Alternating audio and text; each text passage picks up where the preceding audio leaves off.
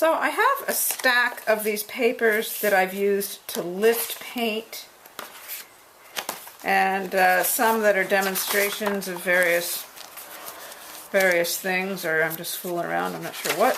But this is my 9x12 cheap drawing paper, and I keep loads and loads of it on hand for lifting paint and trying things, and then all of that stuff I save. Oh, here we are. I was, just cleaning off my roller when I was making gel plate prints. Some of these are gel plate prints. Anyhow, I keep all these, and then I want to use them as collage paper. But often, well, that one looks pretty interesting. Often they all seem to have like a little too much white in them for my taste. So what I've got here are some paints out on my palette. This is manganese blue. I've got green gold, Indian yellow hue, obviously quinacridone gold, and that is a little quinacridone burnt orange. All of those are transparent colors, and then I have this aqua that is an opaque color. And I'm just going to do washes of color over these. So get a little water on there, a little of the green gold, a little of the yellow. And here I'm intentionally watering the colors down, and with the exception of that aqua, I'm using transparent colors so that I can really see what's going on underneath, but I kind of tint the whole page. And these are fluid acrylics. They're not the high flow, and they're not heavy body. The heavy body acrylics would be a little bit more difficult to spread around like this. This isn't looking too interesting, but anything looks more interesting with quinacridone gold. And then I'm going to use a little of the quinacridone burnt orange here and add a little tiny bit of black to it, which gives you this gorgeous sort of warm brown. I just love that. Now this one has a lot of white paint on it, so that's going to act as a resist. And then of course where I screwed up and got paint on here from the previous sheet, that's going to add a little more interesting stuff. How big is that brush?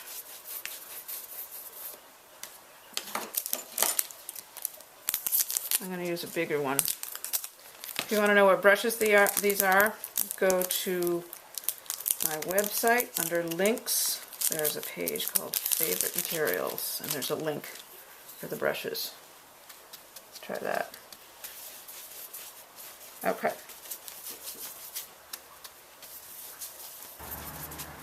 And then you can see, hope you can see it on the video. I'll scan this one. You can see where the white underneath is acting as a resist.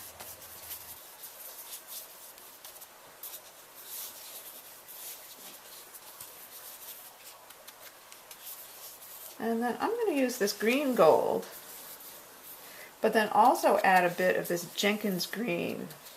This is a nice transparent, dark, sort of foresty green. Not nearly as intense as phthalo green. Here's one where I was cleaning my brayer. So I'm going to layer a few things in here. Maybe a little bit of the manganese blue. About, ooh.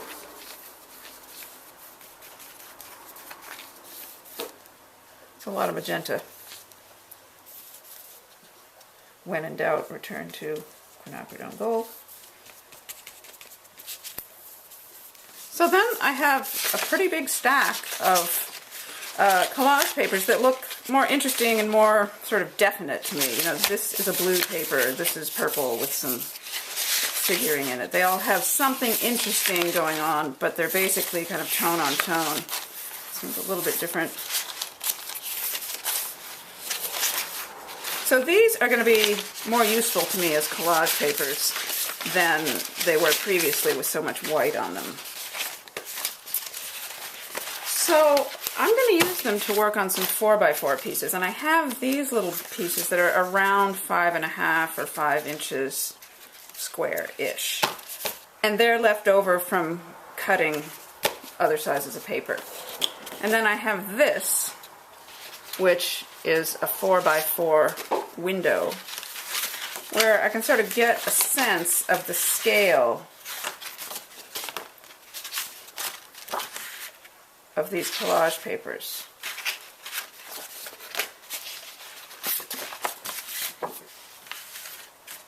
Now, I'm not simply going to find compositions within here and cut them up and call them done.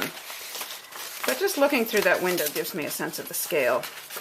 Here's an interesting piece that was maybe a ghost print of several gel plate prints. And there's some pretty interesting stuff going on. And then after I have my papers, I can cut bits of them and kind of put them together in some ways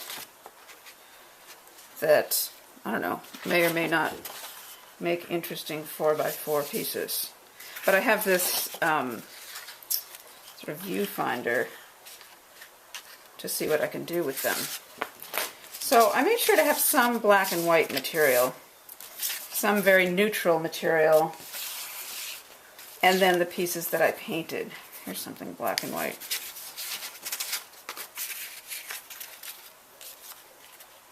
I'm kind of thinking landscape format.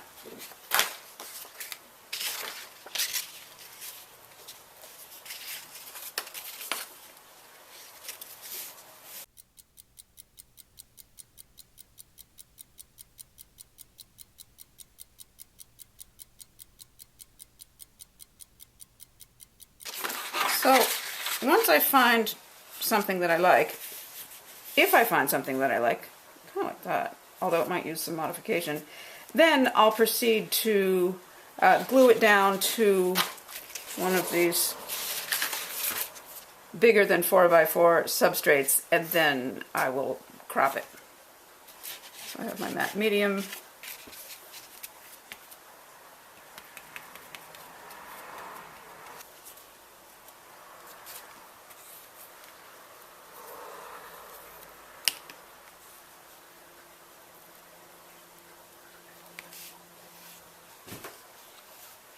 I'm wanting to make this part just a little darker, so I'm just taking another section of the same piece.